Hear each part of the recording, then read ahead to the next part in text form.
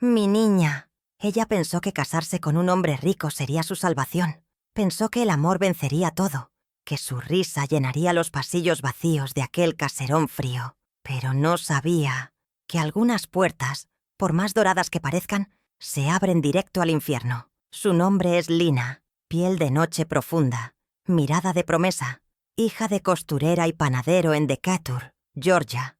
Una muchacha que soñaba alto, pero caminaba con los pies firmes en la tierra. Cuando conoció a Andrew Whitmore, el joven heredero de una dinastía inmobiliaria, creyó que Dios al fin la estaba mirando con ternura.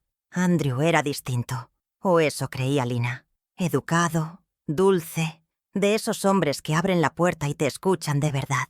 Y cuando se arrodilló en medio del jardín de su mamá, rodeado de hortensias y gallinas sueltas, Lina dijo que sí con lágrimas en los ojos y una esperanza en el pecho tan grande que dolía. Pero ni el amor más sincero puede apagar el veneno disfrazado de elegancia. La primera vez que vio a Margaret Whitmore, la madre de Andrew, fue como entrar en una habitación helada, aunque el sol ardiera allá afuera. Esa mujer no necesitaba gritar para herir. Ella hablaba con la sonrisa, pero sus palabras cortaban como cuchillas de plata.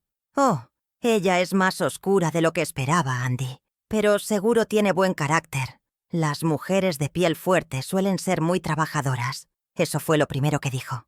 En el primer almuerzo familiar, con las copas aún tintineando y los camareros aún de pie, Andrew rió nervioso. Lina tragó en seco, y su alma dio el primer paso hacia el silencio. Pasaron las semanas, y la boda se celebró en el jardín trasero de la mansión Whitmore, con luces colgantes y flores traídas desde Italia. Pero incluso entre los pétalos y los brindis, Lina sentía el juicio. Las miradas que decían sin decir, los susurros entre las tías, las sonrisas que no llegaban a los ojos, y Margaret siempre tan cordial. «Querida, ¿podrías encargarte de pasar las copas? ¿Eres tan buena con las manos? Cariño, esa tela no te favorece con tu tono de piel. Ven, use algo más neutro. Te ves muy exótica en esta luz. Fascinante, exótica, como si fuera una rareza, no una nuera. Como si su lugar fuera servir, no pertenecer. Pero fue en el brunch de Pascua, donde todo se quebró. La mesa estaba llena. Porcelana francesa, cubiertos dorados, risas forzadas. Y en un momento Margaret se limpió los labios con la servilleta, miró a sus amigas y dijo: «Lina ha sido de gran ayuda desde que llegó. Es como tener una sirvienta propia con un título de esposa». Las risas estallaron, frías, educadas, crueles, y Lina se quedó de pie, con la tetera aún en la mano, su dignidad temblando pero intacta. «¿Algo más que le gustaría, señora Whitmore?», preguntó con voz suave. Pero sus ojos ardían como el fuego que prende cuando una mujer ya no va a callar. Y ahí empezó todo. Ese fue el primer paso. No hacia la venganza. No, mi niña. Hacia la justicia poética. Porque lo que Margaret no sabía es que Lina venía de mujeres que saben servir con la cabeza en alto, pero también saben cobrar con elegancia. Dicen que las palabras hieren, pero hay silencios que matan lento. Y esa mañana, después del brunch de Pascua, Lina supo que estaba sola en una casa llena de gente. La llamaron sirvienta, frente a copas de cristal y risas finas, como si su alma fuera invisible, como si su piel oscura solo sirviera para servir. Pero Lina no lloró. No allí, no frente a esa mesa de mármol donde nadie se atrevió a defenderla, ni siquiera Andrew, el hombre que prometió protegerla. Subió a su cuarto. Bueno, el cuarto de invitados, como Margaret insistía en llamarlo, aunque Lina ya usara su apellido. Se desvistió lentamente, como si cada prenda cargara el veneno de esa frase. Se miró al espejo y allí estaba, una mujer negra, de piel profunda como la noche, con los ojos llenos de fuego mudo. Recordó a su madre, a sus tías, a su abuela Mavis, que limpiaba casas ricas en Macon, y decía: «No dejes que te hagan sentir menos, aunque te den menos silla para sentarte». Y allí, en ese silencio amargo, Lina tomó una decisión. No iba a marcharse. No iba a mendigar respeto. Iba a hacerse imposible de ignorar. Esa misma tarde bajó a la biblioteca, un lugar que Margaret había prohibido por protocolo, pero Lina no pidió permiso. Pidió espacio y lo tomó.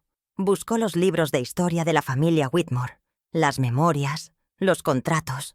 Cada página olía a privilegio antiguo, pero fue en una carpeta vieja, casi olvidada entre biografías de banqueros, donde encontró algo que cambió todo. Un documento sellado, firmado por Thomas R. Whitmore, el difunto patriarca, el padre de Andrew y el verdadero arquitecto del imperio. Decía: en caso de que mi hijo contraiga matrimonio y yo no esté presente para garantizar su bienestar, dejo derechos administrativos y fiduciarios a su esposa legítima, como muestra de confianza y en rechazo a cualquier conducta excluyente dentro de esta familia. Un testamento, un poder firmado, un escudo legal que Margaret, claramente, había intentado esconder. Lina se quedó en silencio. Un silencio distinto esta vez. No de dolor, sino de claridad. Ya no era solo la esposa humillada. Era una heredera con derecho a voto. Esa noche Margaret llamó a Lina para tomar el té. Su sonrisa era dulce, pero sus ojos, fríos como cuchillas. Cariño, lamento tanto el comentario del brunch. Fue una broma, claro. Las chicas solo estaban jugando. Lina sostuvo la taza, sin temblar. Yo no juego con mi dignidad. Margaret forzó una risa. Oh, no seas tan sensible. En esta casa, la elegancia lo es todo. Entonces, le sugiero que comience por tratarme con ella. El silencio cayó. No de esos que se llenan con incomodidad, sino de los que anuncian que la guerra empezó. A la mañana siguiente, Lina fue al despacho central. Pidió ver los archivos de la empresa.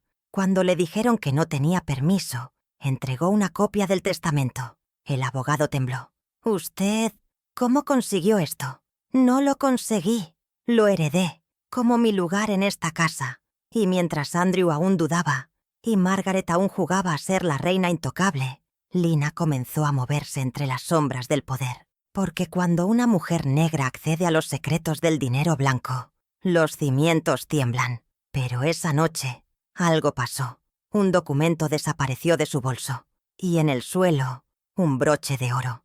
El mismo que siempre llevaba Beatrice, la ama de llaves. ¿Quién había entrado a su cuarto? ¿Y quién estaba del lado de Margaret, incluso después de muerto su marido? Beatrice, 40 años sirviendo en esa casa, silenciosa como el polvo entre los vitrales, invisible como el miedo que se arrastra sin hacer ruido. Para muchos, solo una empleada más, pero para Lina, ahora era otra cosa. Traición, porque ese broche en su alfombra no estaba allí por descuido. Era una firma, una advertencia, y también tal vez un error. Esa mañana Lina no dijo ni una palabra, pero sus pasos hablaban por ella. Fue a la cocina, donde Beatrice cortaba pan con su eterna expresión de obediencia. La miró, y con voz suave dijo: «Anoche, alguien entró a mi habitación». Beatriz no levantó la vista, solo murmuró: «La señora Whitmore no se quedará de brazos cruzados. ¿Y usted trabaja para ella o para esta casa?» Beatriz dejó el cuchillo, se secó las manos, y entonces, sí, la miró. «Trabajo para lo que me ha dado de comer, y lo único que me ha alimentado aquí, durante años, ha sido el silencio». Lina no insistió, porque hay verdades que no se fuerzan, solo se esperan. Pero al salir, le dejó una copia del testamento, doblada sobre la mesa, sin palabras, sin reproches. Una oportunidad. En la oficina legal de los Whitmore, todo era tensión. Lina había solicitado acceso a los libros contables, y aunque los abogados la miraban como si pidiera permiso para robarse el oro del trono, ella ya tenía en su bolso lo único que necesitaba: autoridad firmada por el patriarca. La firma de Thomas R. Whitmore, fallecido, era más fuerte que 1000 opiniones de Margaret vivita y resentida. Mientras revisaba los documentos, notó algo raro. Una propiedad comprada en 1998, a nombre de Margaret, pero con fondos desviados de la empresa. Cifras escondidas entre remodelaciones y donaciones fantasmas. «¡Qué interesante!», susurró Lina. «Parece que la señora Whitmore tiene cuentas que no cuadran». Esa noche Andrew la confrontó. «¿Por qué estás escarbando? ¿Qué estás buscando realmente?» Lina respiró hondo. «¿De verdad quieres saber?» «Sí, estoy buscando algo que esta casa nunca le ofreció a una mujer como yo. Respeto. Y si no lo van a dar, me lo voy a tomar». Andrew se quedó callado. No por falta de argumentos, sino porque, en el fondo, sabía que tenía razón. Al día siguiente, una caja apareció en la puerta del cuarto de Lina, sin remitente, sin carta. Adentro, un álbum de fotos viejo, recortes de periódico y una carta escrita a mano. Lo que no se cuenta se repite. Esto es lo que Margaret quiere que nadie recuerde. Lina pasó las páginas, y lo que encontró allí no era solo historia, era munición. Margaret había sido acusada, en su juventud, de rechazar públicamente a un prometido, por ser mulato. Un escándalo tapado con dinero y apellido. Y ahora, esa verdad estaba en manos de la mujer que ella llamó sirvienta. Lina cerró la caja con calma, se levantó, y por primera vez sonrió. De verdad. Porque el poder no siempre está en los títulos, a veces está en la memoria. Pero justo cuando pensaba que tenía el control, una llamada llegó al teléfono de la habitación. Una voz desconocida dijo: «Señora Whitmore, ¿ya encontró el testamento verdadero? No el que le dejaron, el que le ocultaron». Y luego, la línea se cortó. «Ay, mi niña, cuando uno cree que ya ha visto el fondo del pozo, la vida va y abre una trampilla más». Esa llamada no venía de un número registrado, pero la voz era clara, masculina, ni joven ni vieja, casi profesional. ¿Ya encontró el testamento verdadero? Esa frase se repitió en la cabeza de Lina como eco en iglesia vacía. ¿Cómo que el verdadero? ¿Y entonces qué era lo que tenía en sus manos? ¿Una copia incompleta? ¿Un señuelo? Esa noche no durmió. Se sentó en la esquina de la cama, sintiendo el peso de cada decisión, cada palabra tragada, cada silencio que le había dejado marcas más profundas que cualquier insulto. A la mañana siguiente fue directamente a la biblioteca, donde todo había comenzado. Volvió a revisar el cofre, las carpetas, los cajones ocultos, nada. Pero había algo que no había revisado: el escritorio personal de Thomas R. Whitmore, que nadie tocaba desde su muerte. Estaba cerrado. Pero Lina ya no pedía llaves. Las forjaba con coraje, con una herramienta de costura de su madre. La misma que le enseñó a abrir cremalleras sin romper telas. Forzó la cerradura. Y allí estaba, un sobre marrón, cerrado con lacre rojo, sin fecha, solo una nota escrita a mano. «En caso de que Margaret intente silenciar mi voluntad». Lina lo abrió con dedos temblorosos. Era otro testamento, más corto, más directo, más devastador. Yo, Thomas R. Whitmore, en pleno uso de mis facultades, declaro que si mi hijo Andrew contrae matrimonio con una mujer discriminada por su color, origen o estatus, le confiero a ella el derecho absoluto de supervisar las operaciones familiares, porque esta casa no será legado de odio, no bajo mi nombre. No era solo un testamento legal, era una confesión moral. Una condena escrita por el mismo hombre que había construido ese imperio de mármol y secretos. Margaret lo había ocultado, por años, porque este documento no solo le quitaba poder, la desnudaba. Lina guardó la carta entre su ropa interior, allí, donde se guardan las cosas más íntimas, porque eso ya no era un papel, era su escudo. Esa tarde, Beatrice la esperó en el jardín. Tenía los ojos cansados, pero ya no bajaba la mirada. «Usted lo encontró, ¿verdad?» Lina asintió. «Sí, y ahora sé por qué usted lo ocultó. Por miedo». Beatrice soltó una pequeña risa amarga. «Miedo y lealtad son primos. Uno te calla, el otro te encierra. ¿Y ahora?» Beatrice suspiró. «Ahora, la señora Margaret ya sabe que usted sabe». «¿Cómo?» «Porque fui yo quien se lo dijo». Lina se quedó helada. «¿Usted?» «Tuve que hacerlo. Me amenazó con echar a mi hermana del hospital donde ella paga los tratamientos. Margaret nunca golpea con la mano. Lo hace con los hilos invisibles». Lina apretó los dientes y no dijo nada, porque entendió, en ese momento, que hasta las traiciones nacen del hambre, no del odio. Beatriz la miró con lágrimas. «Pero también le di la caja. Yo también elegí. A tiempo, tal vez».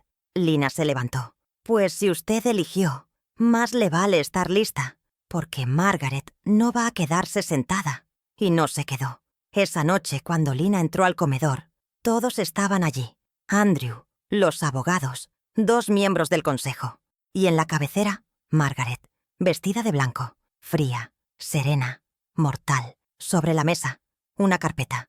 Querida, dijo ella, hemos revisado ciertos detalles sobre tu matrimonio con Andrew, y parece que hay una cláusula nula en tu unión. Lina no respondió. No todavía, porque lo que Margaret no sabía es que esa cláusula tenía una fecha, y esa fecha estaba manipulada. Lo que nadie vio fue que en ese mismo instante, Lina deslizaba un USB dentro de su bolsillo, uno que contenía la grabación de Beatrice y el testamento verdadero, porque a veces el veneno no se sirve en té, se esconde en archivos digitales. Dicen que la venganza se sirve fría, pero la justicia, mi niña, esa se cocina lento, a fuego bajo, con paciencia de abuela y mirada de mujer que ya enterró el miedo. Lina se sentó a la mesa, rodeada de trajes planchados, sonrisas hipócritas y una suegra vestida de blanco, como si fuera inocencia encarnada. Pero su alma vestía cuchillas. «Parece que tu matrimonio con Andrew presenta ciertas irregularidades», dijo Margaret con voz dulce y lengua afilada. «Según nuestros abogados, los documentos fueron firmados fuera del plazo legal para que obtengas derechos hereditarios». Lina ladeó la cabeza, despacio, como quien escucha una canción vieja y reconoce la mentira en cada nota. ¿Y qué irregularidad sería esa? Un abogado, joven, nervioso, deslizó unos papeles por la mesa. «Aquí dice que usted firmó un documento de unión legal 2 semanas después del fallecimiento del señor Thomas Whitmore. Técnicamente, usted no califica para el beneficio administrativo estipulado en su testamento». Margaret sonrió, con los labios, con los ojos, con el alma envenenada. «Fue un error de fecha, querida. Un detalle menor, pero legalmente devastador para ti». Lina no respondió. No aún. Se levantó con calma, sacó su bolso y lo colocó sobre la mesa, con el mismo cuidado con que una mujer sirve el último plato antes de marcharse de una casa que ya no la merece. «¡Qué suerte que vine preparada!». Sacó el USB. Pequeño, azul, inofensivo, pero más poderoso que cualquier palabra. Esto contiene una grabación, una confesión y 2 testamentos. Margaret perdió la sonrisa. No por el contenido, todavía no lo había escuchado, sino porque entendía el lenguaje del poder. Y Lina acababa de hablarlo mejor que ella. «¿Qué intentas probar? Que el testamento que ustedes quisieron anular no es el único». El abogado conectó el USB. La grabación comenzó. Y allí, entre ruidos de fondo y flores regadas, la voz de Beatrice se escuchó clara. «La señora Margaret me ordenó esconder el sobre sellado por Thomas. Dijo que una mujer de piel oscura jamás podía tener poder en esta casa». Un silencio cayó, uno grueso, casi violento. Andrew miró a su madre como si la viera por primera vez, y ella no negó, no suplicó, solo dijo: «Yo hice lo que debía, para proteger nuestro apellido». Y ahí, mi niña, ahí se rompió todo, porque la blancura de esa mesa no podía tapar ya el lodo de la verdad. Andrew se levantó, con el rostro pálido, con los hombros rotos. «Mamá, tú hiciste esto». «No solo a Lina, a papá también. Tu padre no entendía lo que significaba ser Whitmore. Él pensaba que esta familia podía abrir sus puertas a cualquiera. Pero una mujer como ella…». No terminó la frase, porque Andrew salió de la sala, y tras él, el abogado del testamento. Lina no lloró, no gritó, no celebró, solo miró a Margaret y dijo con voz baja, serena: «Usted me llamó sirvienta, y aquí estoy, sirviéndole su merecido, frío, como a usted le gusta todo lo que no siente». Margaret respiró hondo, pero sus ojos ya no contenían arrogancia, solo rabia e impotencia.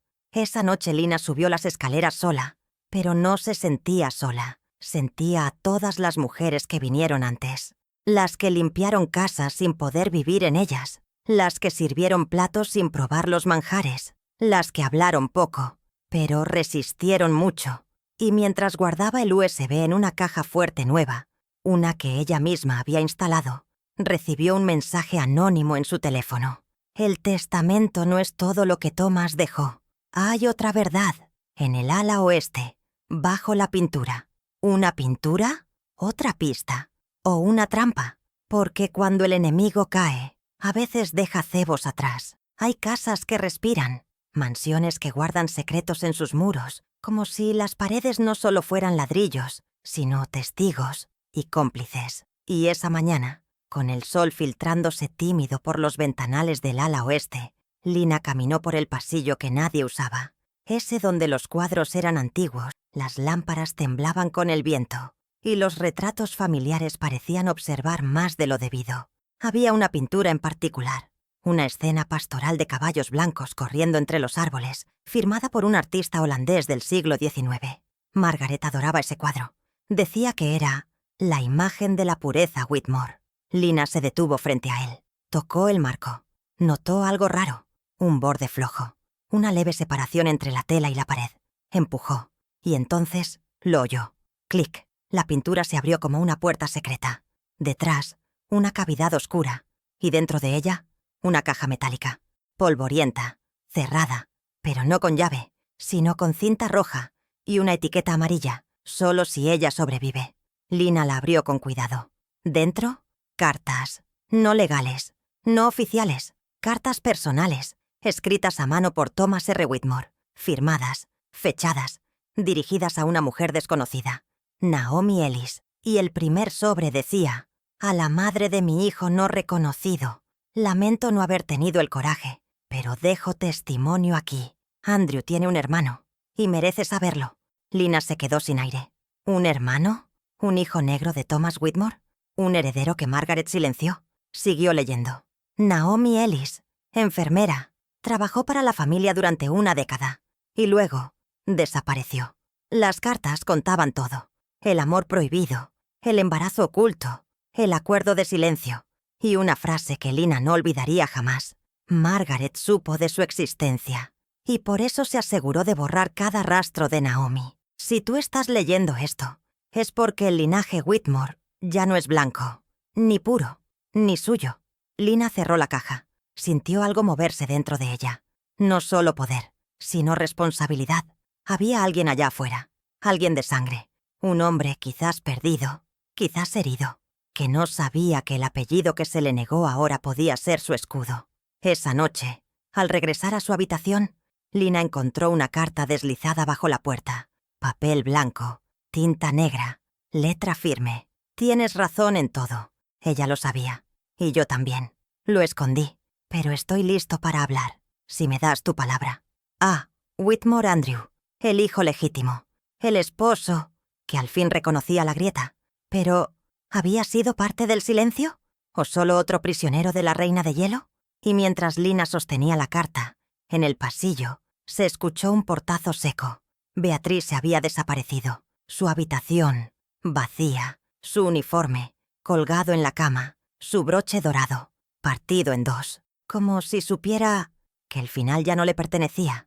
Hay verdades que no matan, pero duelen como si sí. Y la sangre, mi niña, no siempre une. A veces arde, a veces se esconde. Lina leyó la carta de Andrew una vez más. Cada palabra pesaba como plomo fino. Él lo sabía.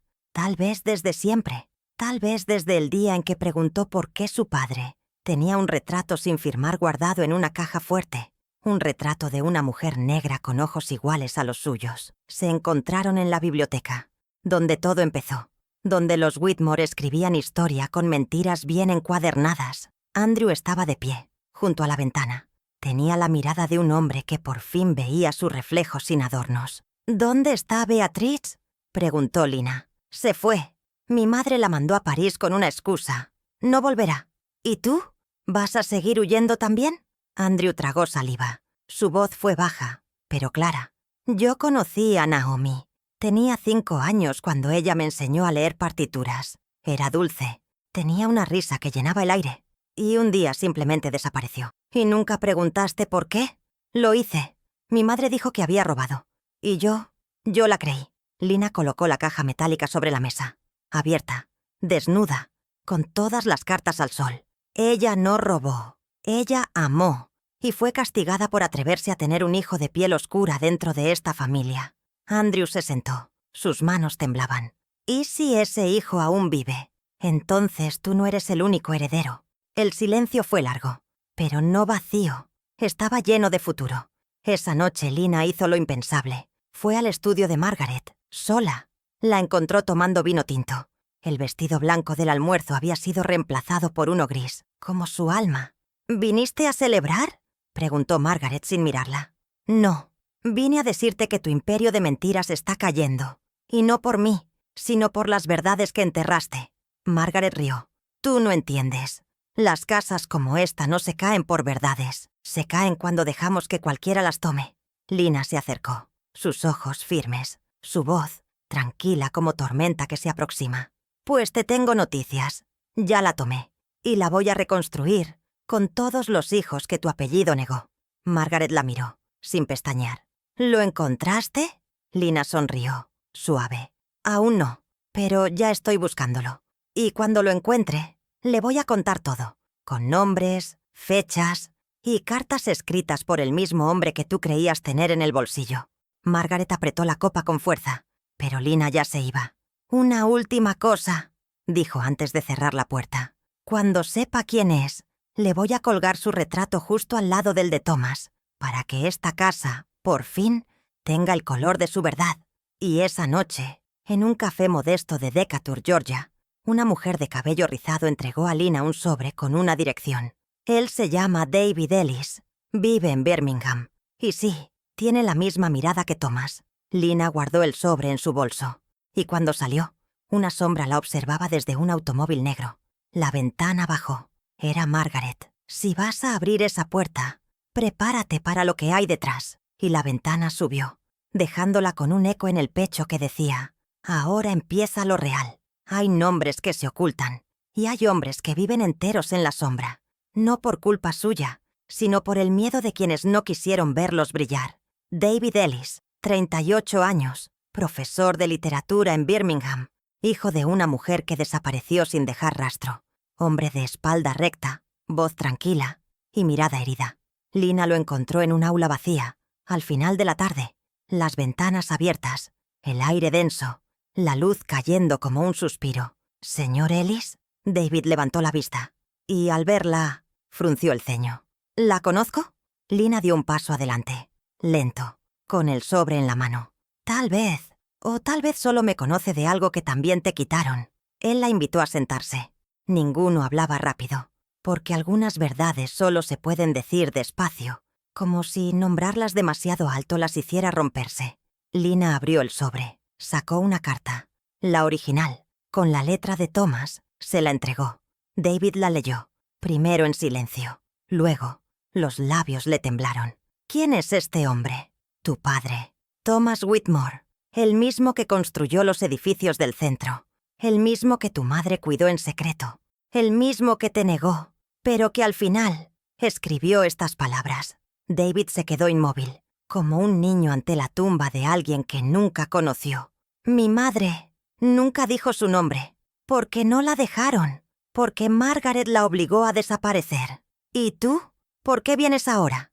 Lina lo miró con toda la dignidad de su linaje. Porque tú tienes derecho a saber quién eres, y porque esa mansión que te negó es también tuya. Al principio David no lo aceptó. Dijo que no necesitaba un apellido para saber lo que valía, que no quería dinero, ni juicios, ni escándalos. Pero Lina lo conocía sin conocerlo, y le dijo algo que le hizo levantar la cabeza. No se trata de ti, se trata de los que vendrán después, de los que tienen tu piel, y aún creen que no pueden entrar por la puerta principal. David guardó silencio, pero esa noche empacó sus cosas, y al amanecer estaba en la estación, con un boleto a Atlanta y un peso nuevo en el alma. Cuando cruzó las puertas de la mansión Whitmore, Margaret lo esperaba en lo alto de la escalera. Se quedó helada, porque lo reconoció. La mandíbula de Thomas, la postura, los ojos, el espejo de un pasado que creía haber sepultado. Tú. David subió los escalones, y no gritó, no exigió, no insultó, solo dijo: vengo a reclamar lo que me borraron. Margaret lo miró, y por primera vez no dijo nada, porque a veces el silencio no es estrategia, es derrota. Esa tarde, en el salón principal, Lina colocó 2 retratos sobre la chimenea, uno de Thomas, otro de Naomi, restaurado a partir de una fotografía antigua, y entre ellos dejó espacio para uno más, el de David, pero justo cuando iba a encargar la pintura, recibió una llamada desde el bufete de abogados. «Señora Whitmore, necesitamos que venga de inmediato. Hay un documento que usted no registró. Una cláusula secreta, firmada por Thomas y Margaret». Lina colgó, y su corazón latía como tambor de guerra, porque lo que había comenzado como una herencia, ahora se volvía una amenaza. Y alguien más había estado jugando con el tiempo. Hay trampas que no se arman con pólvora, ni con veneno, se arman con tinta, con firmas que sangran sin herida y con cláusulas escondidas, en el lenguaje que solo los poderosos saben usar. Lina llegó al bufete de abogados sin maquillaje, sin anillos, sin sonrisa, solo ella, la mujer, la historia, y la herida abierta que no pensaba esconder. El abogado, un hombre mayor, con cara de haber servido al mismo apellido por generaciones, la recibió con cortesía contenida. «Esto apareció anoche. No estaba en nuestros archivos digitales, pero llegó por correo certificado, con el sello antiguo de la familia Whitmore». Lina tomó el sobre. Las manos no le temblaron, porque ya no temía al papel, temía al silencio. Lo abrió. Dentro, una única hoja, firmada por Thomas y Margaret Whitmore, con fecha de 2004, 2 años antes de la muerte de Thomas. En caso de que algún descendiente ilegítimo intente hacer uso del apellido Whitmore, se activará la cláusula de reserva, anulando su derecho a herencia directa, salvo en caso de aprobación unánime del Consejo Familiar. Un golpe limpio, un disparo jurídico en plena frente. Lina cerró los ojos. Margaret había convencido a Thomas, o chantajeado, o manipulado, para que firmara una cláusula que ahora amenazaba con quitarle a David lo que le correspondía por sangre. Y lo peor, era legal. Esa noche, en la sala, el Consejo Familiar se reunió. 8 miembros, todos blancos, todos con la misma mirada, la de quienes se creen herederos por derecho natural. David estaba allí, de pie, solo. Y cuando uno de los consejeros, un primo lejano llamado Charles, preguntó: «¿Y por qué querrías ser parte de esta familia, si no creciste con ella?», David respondió: «Porque mi madre fue parte. Porque mi padre me escribió cartas, aunque no tuvo valor de dármelas. Y porque mi existencia no depende de su permiso, sino de su sangre». Pero el consejo no vio humanidad, vio amenaza. Y uno a uno fueron votando. No, no, no, hasta llegar a Andrew. Andrew tenía el voto decisivo. Y todos sabían lo que esperaba Margaret, que él negara a su propio hermano, que sellara la puerta con sus propias manos. Pero Andrew miró a David, luego a Lina, y luego a su madre, y dijo con voz temblorosa, pero firme: «Sí, apruebo su ingreso al linaje Whitmore, porque si él no pertenece aquí, entonces yo tampoco». Margaret se levantó de golpe. «¿Tú no sabes lo que estás haciendo?». «Sí, madre. Por primera vez, sí lo sé». La cláusula fue anulada. Legalmente, David era Whitmore, con todo lo que eso implicaba. Pero mientras todos exhalaban alivio, una figura en la esquina de la sala se levantó. Un hombre de traje gris, con acento británico, y una carpeta negra. «Disculpen la interrupción. Soy el apoderado de la propiedad internacional de los Whitmore, y vengo con un comunicado oficial». Todos lo miraron. El testamento original de Thomas no solo incluía propiedades en EEUU. Hay una mansión en Surrey, Inglaterra, que fue entregada en fideicomiso. «¿Y qué tiene eso que ver con nosotros?», preguntó Lina. El hombre sonrió. «Ese fideicomiso fue cedido a nombre de un descendiente directo. No de Andrew, no de Margaret, sino de Naomi Ellis». Silencio. El más puro, el más absoluto. «Y esa propiedad contiene una caja de seguridad sellada, con instrucciones para ser abierta solo por alguien con su sangre». Lina se quedó sin habla.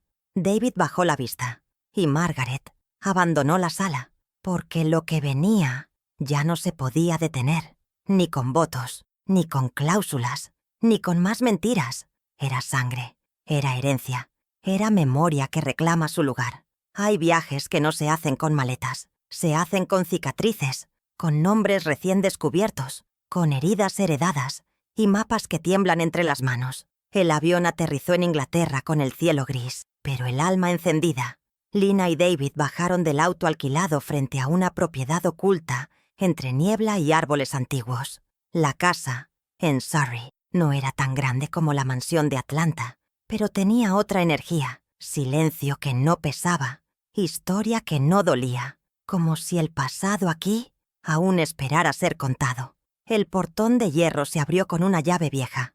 El jardín estaba cubierto de hojas. El aire olía a madera húmeda y rosas secas. ¿Vivió aquí Naomi?, preguntó David, tocando el picaporte con dedos lentos. No lo sabemos, respondió Lina. Pero la casa fue comprada en su nombre, por Thomas, y escondida del resto del mundo. Adentro todo estaba intacto.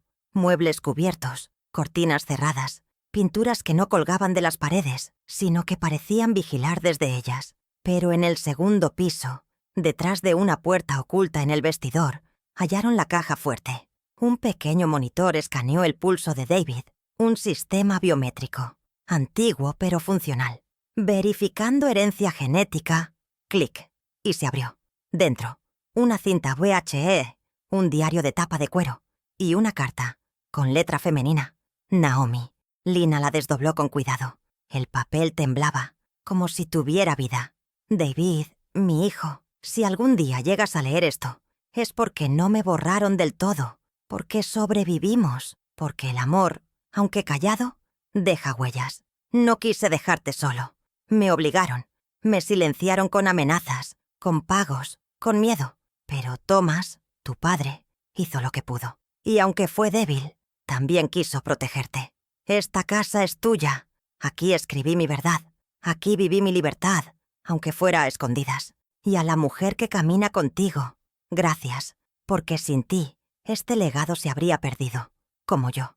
David lloró, sin escándalo, con dignidad, como lloran los hombres cuando entienden que no fueron olvidados, solo ocultados. Lina abrió el diario, páginas llenas de historias, canciones, recetas, sueños no cumplidos, pero sobre todo, resistencia escrita con ternura. Y en la última página, si algún día nos devuelven la voz, que sea para cantar, no para gritar. Esa noche encendieron el viejo proyector.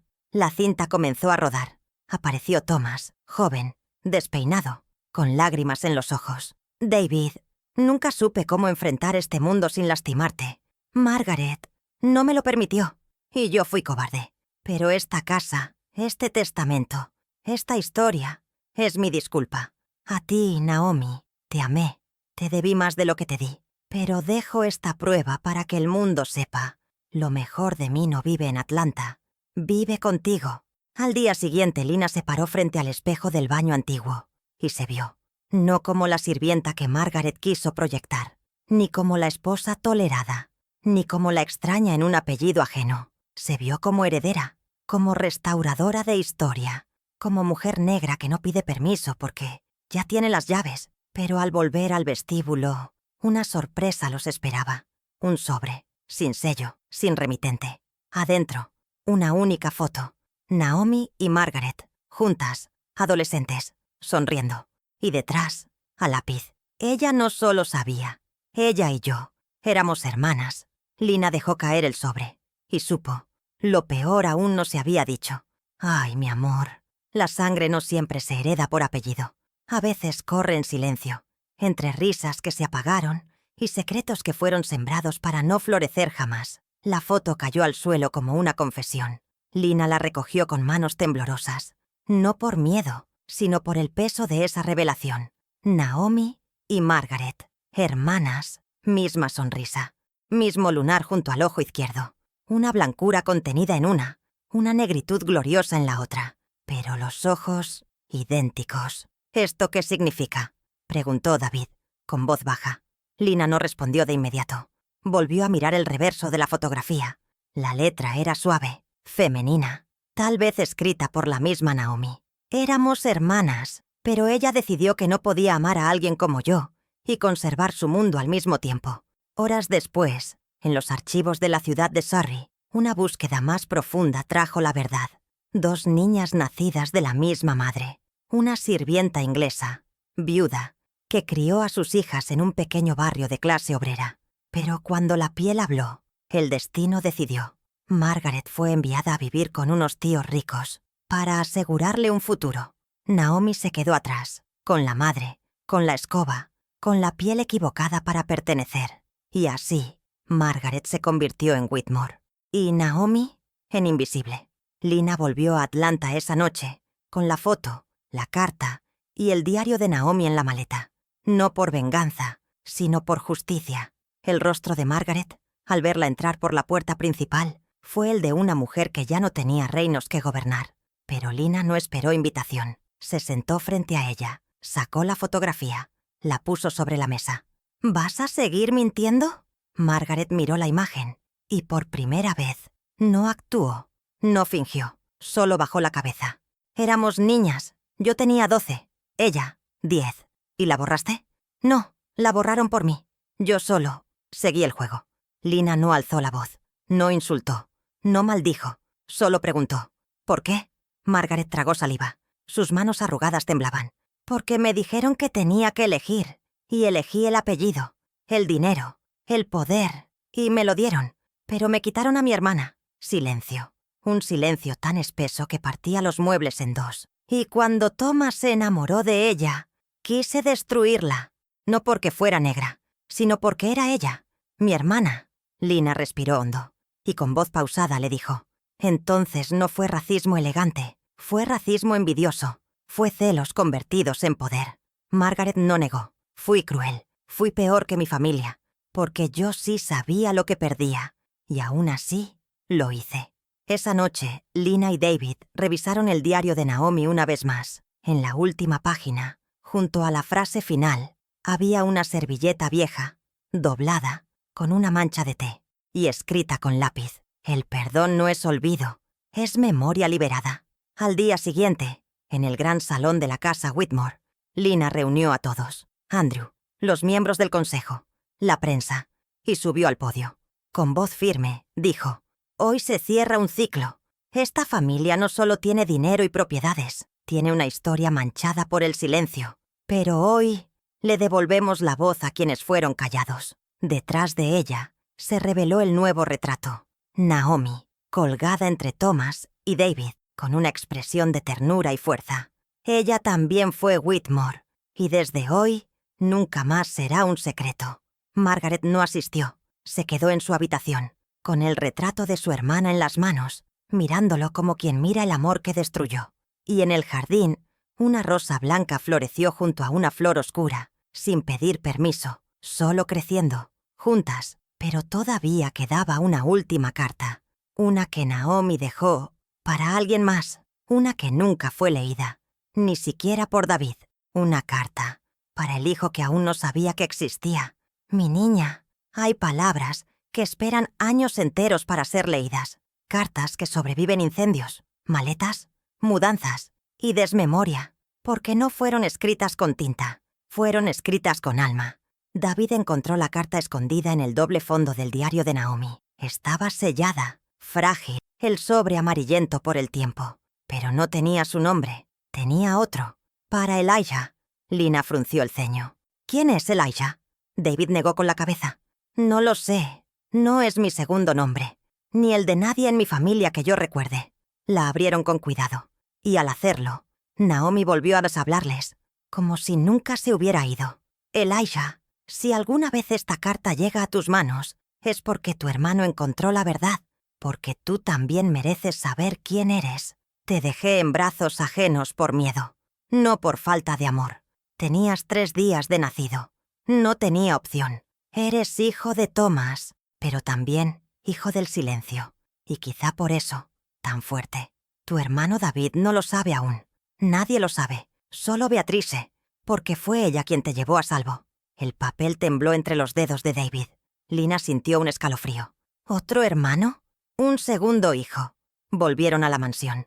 Margaret seguía en su habitación, pero Beatrice ya no estaba en París. Un mensaje anónimo había llegado al teléfono de Lina esa mañana. Pregunte por Elijah, en St. Mary's, Edimburgo. Él no sabe quién es. Aún.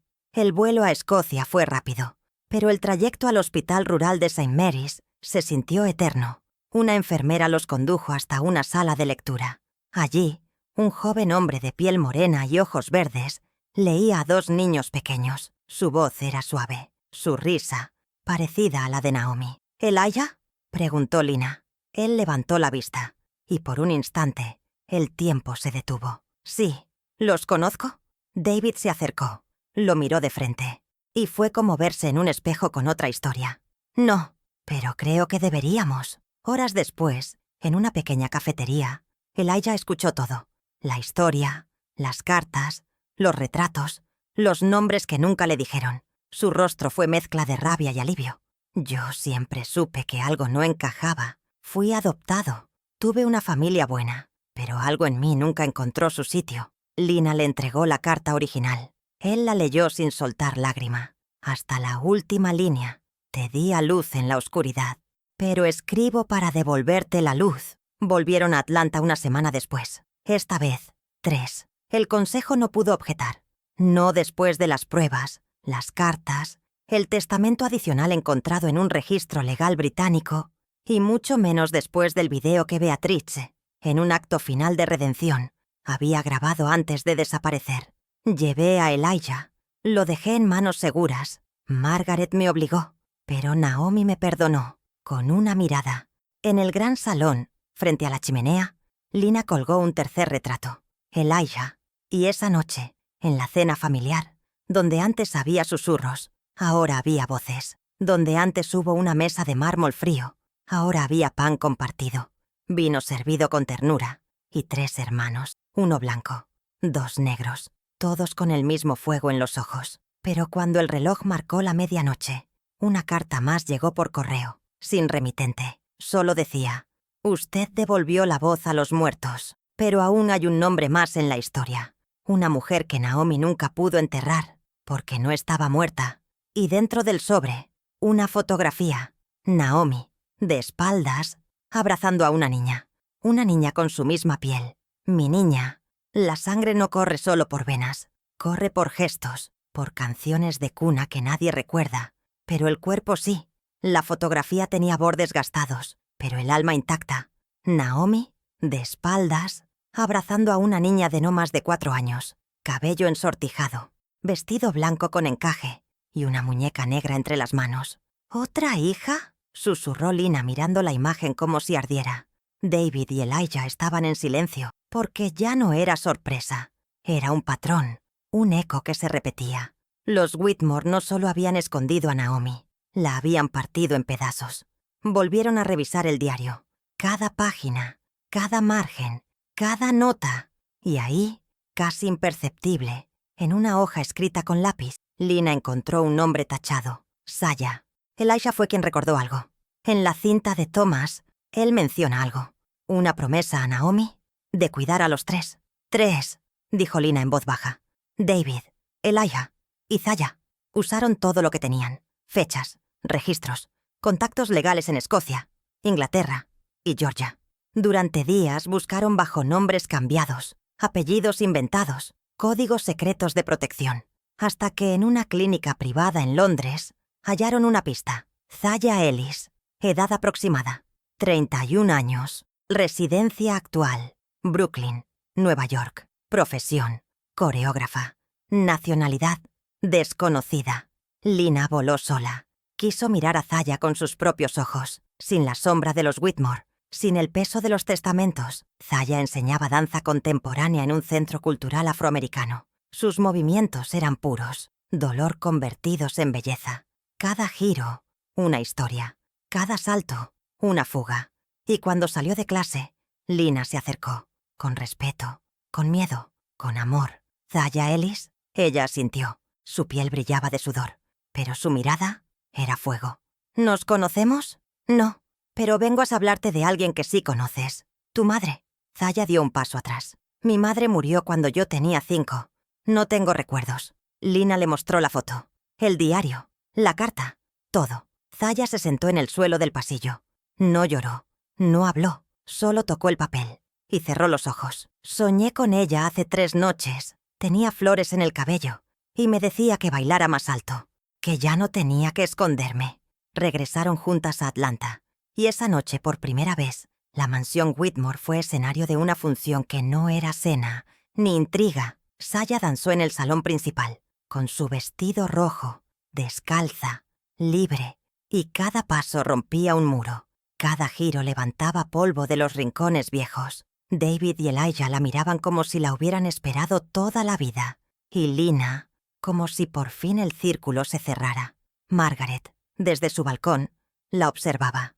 No bajó, pero tampoco huyó. Cuando terminó la danza, Zaya subió las escaleras. Se paró frente a ella. ¿Tú también sabías? Margaret asintió, pero su voz era otra. Tú eras la que más se parecía a ella. Y por eso no pude mirarte. Zaya la miró sin odio. Pues mírame ahora, porque no pienso irme. Al día siguiente, los 4 hermanos firmaron juntos un documento. Uno que Lina preparó con una sola intención. Fundación Naomi Ellis, para heredar dignidad a quienes no heredaron apellido. Pero justo antes de enviarlo al notario, sonó el teléfono de la casa. Una voz, profunda y firme, dijo: «Lamento interrumpir, pero Thomas Whitmore dejó una carta más, sellada, oculta en la bóveda de su abogado personal, y no está dirigida a ninguno de sus hijos». «¿Entonces a quién?», preguntó Lina. Silencio. «A usted, a Lina Whitmore». «Ay, corazón, algunas cartas no son herencia, son espejos. Y cuando una mujer negra, fuerte y cansada recibe palabras de un hombre que ya está bajo tierra, lo que se lee no es un mensaje, es una rendición». La carta llegó en una caja de madera, sellada, antigua, con las iniciales TRW grabadas a fuego. El abogado la colocó frente a Lina sin pronunciar palabra. Sabía que no tenía permiso para abrirla. Solo ella, solo la mujer que Thomas nunca conoció. Pero eligió confiar. Lina respiró hondo. Sus dedos acariciaron el sello de cera roja. Y al romperlo, no fue un papel lo que salió. Fue un peso, un suspiro guardado por décadas. A ti, Lina. No sé tu segundo nombre. No sé tu historia. No sé qué llevas cargando. Pero si estás leyendo esto, es porque venciste a todo lo que yo no supe enfrentar. Esta casa, esta familia, fue construida sobre cimientos falsos. Y tú has sido terremoto, pero también reconstrucción. Sé que Margaret te hizo daño. Sé que Andrew cayó. Sé que el apellido Whitmore no fue una bienvenida, sino una prueba. Por eso, y solo por eso, decidí dejarte a ti el control final. Lina se detuvo. Volvió a leer la línea. El control final. El resto de la carta no era poesía. Era legal, formal. Una cláusula escondida, fuera del alcance del consejo familiar. En caso de que mis hijos o descendientes no representen los valores de equidad y justicia, otorgo poder pleno a la cónyuge elegida por Andrew Whitmore, si demuestra capacidad, liderazgo y corazón. Este documento transfiere el control principal de Whitmore Holdings a Lina Whitmore, como CEO y presidenta del Consejo General, porque el alma de esta empresa debe ser de quien conoce la lucha desde adentro. El abogado levantó la vista. ¿Desea que prepare la transición? Lina cerró los ojos. Por un segundo, escuchó la voz de su madre, de su abuela, de Naomi, de todas las mujeres negras que trabajaron por centavos en casas donde no eran bienvenidas. Y ahora, ella tenía las llaves, no solo del patrimonio, sino de la narrativa. «Sí», dijo, «pero quiero más que una empresa. Quiero que esta historia no se repita nunca más». Esa noche convocó a todos en la sala principal, sin trajes, sin discursos, solo verdad. Yo no pedí este poder, pero ahora que lo tengo, lo voy a usar para abrir puertas, para sanar grietas y para que esta casa, por primera vez, no sea de mármol, sino de carne, hueso, historia y alma negra. David, Elijah y Zaya la abrazaron. Andrew la miró, con lágrimas en los ojos. «Perdóname», dijo, «por no haberte defendido antes. No necesito disculpas. Necesito que uses tu voz, porque el silencio, Andrew, también es traición». Y Margaret, desde el fondo del pasillo, escuchaba todo.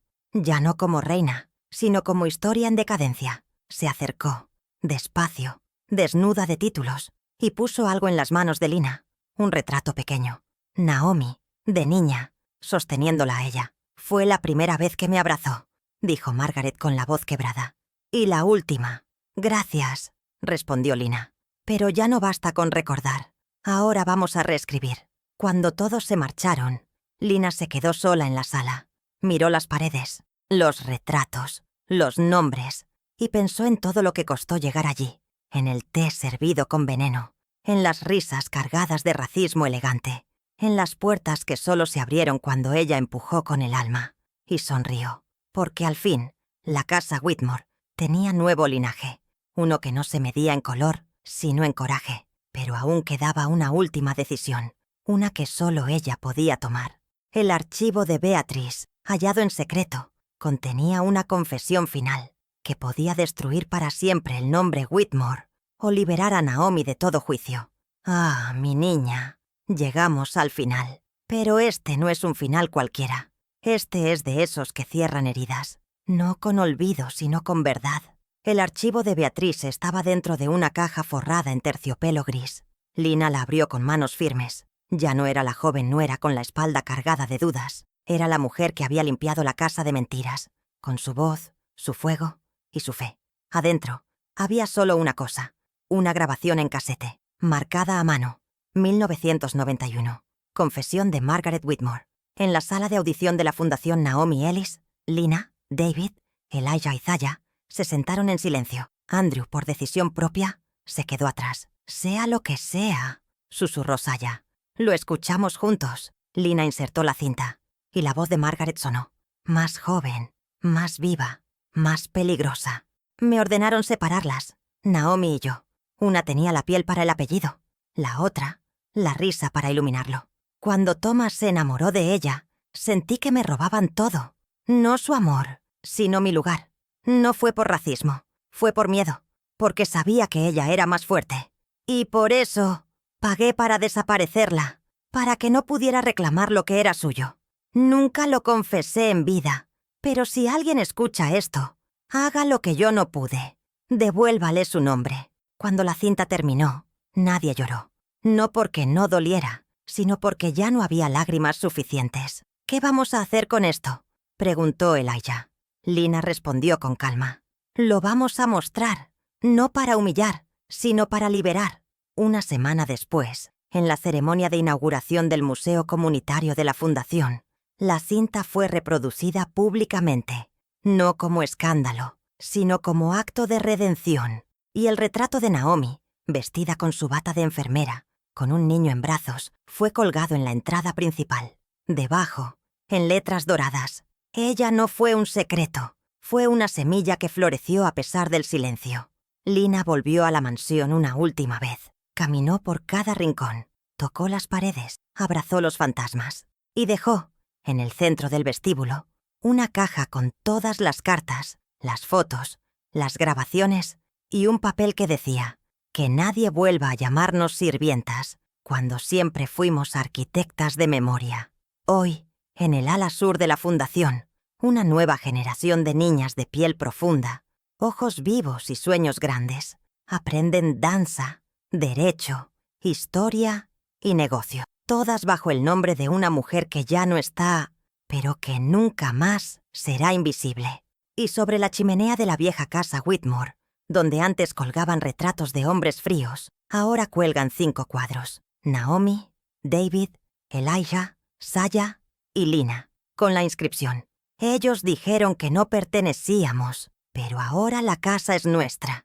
Y si esta historia te tocó el alma como me tocó a mí, deja tu palabra abajo, que tía Grasa siempre escucha, siempre cuenta, siempre vuelve. Fin».